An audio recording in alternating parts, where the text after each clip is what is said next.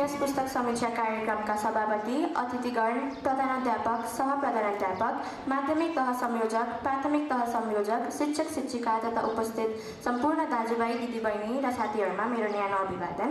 Babylon national स्कुलले विद्यार्थीहरूको अतिरिक्त ज्ञानको विकासको लागि हरेक वर्ष इङ्ग्लिस र नेपाली भाषाका पुस्तकहरू पढ्न लगाई समीक्षा गर्न लगाउँछ।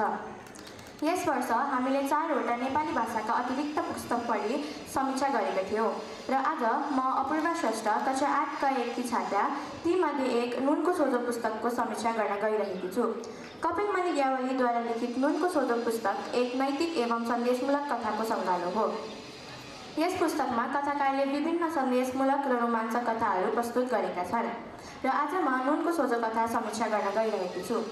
नुनको सोझो कथा एक अनाथ बालक भुनुवाको जीवनमा आधारित छ, जसले परिस्थिति र समाजमा अभावको कारण कसरी एउटा निर्दोष बालक एउटा अपराधी बन्न सक्छ भन्ने कुरालाई मार्मिक ढङ्गमा प्रस्तुत गरिएको छ।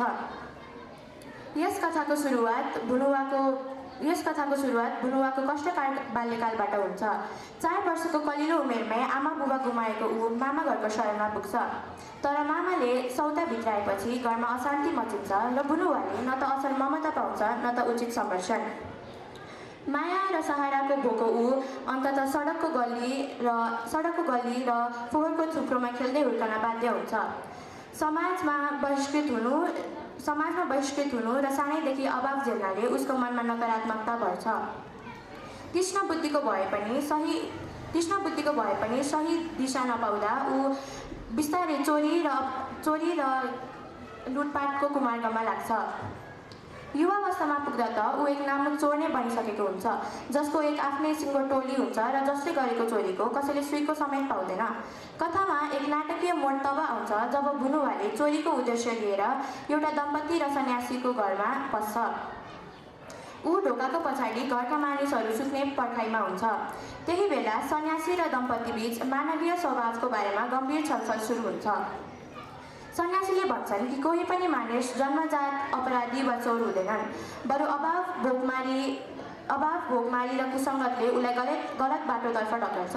उनले थप्छन् कि यदि कसै अपराधीले आफ्नो गल्तीको महसुस गरेर त्यसलाई प्रण गर्न खोज्छ भने त्यो नै उसको महानता हो। सन्यासीको त्यस्तो कुराले भुनुवाको मनमा च्वास्स घोल्छ। उसले सम्झन्छ कि ऊ एकपल्ट घाइते भएको बेलामा उसलाई सहयोग गर्ने तिनै दम्पति हुन्। सन्यासीको त्यस उद्धार सुनेर भुनुवाको कठोर मन पग्लिन्छ। अन्ततः ऊ लुकेको ठाउँबाट बाहिर निस्केर सन्यासीको घोडामा परि धुरुधुरुरोइ मासु माग्छ। उसले स्वीकार गर्छ कि ऊ आज त्यही घरमा चोरी गर्ने उद्देश्यले आएको थियो, तर सन्यासीको त्यस दिव्य वाणीले उसको आँखा खोलिदियो।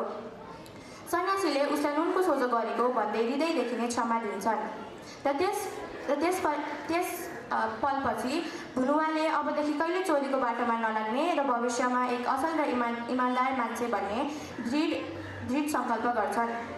यसरी यस पुस्तकले मानिस जतिसुकै कठिन अवस्थामा पुगे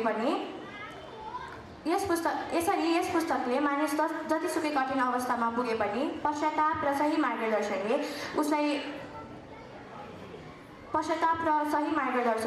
उसलाई सुधार्न सक्छ र नुनको सोझो अर्थात् कृतज्ञता कायम गर्नु नै मानिसको महानता हो भन्ने सन्देश दिन्छ। मैले यो पुस्तक पढेर धेरै शिक्षा पाएकी छु। हामी जस्ता बालबालिकाहरूलाई यस्ता अतिरिक्त पुस्तक पढ्नाले धेरै सहयोग हुन्छ। त्यसैले हजुरहरूलाई पनि आफ्नो समय निकालेर यो पुस्तक पढ्न आग्रह गर्दछु। धन्यवाद।